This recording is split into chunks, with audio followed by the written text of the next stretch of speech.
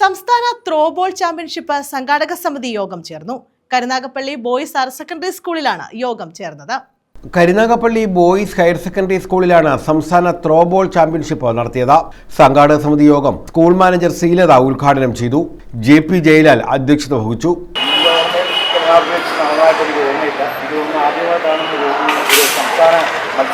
നമ്മുടെ എറണാകുളത്തിൽ നടക്കുന്നത് ശിക്ഷ നമ്മുടെ ഈ സ്കൂളിൽ വെച്ചാണ്.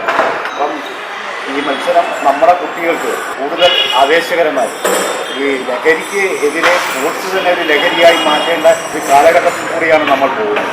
പ്രത്യേകിച്ച് ശിക്ഷ നമ്മുടെ സാബുജാൻ സാർ അദ്ദേഹത്തിൻ്റെ സംസ്ഥാന ഭാരവാഹിയാണ്.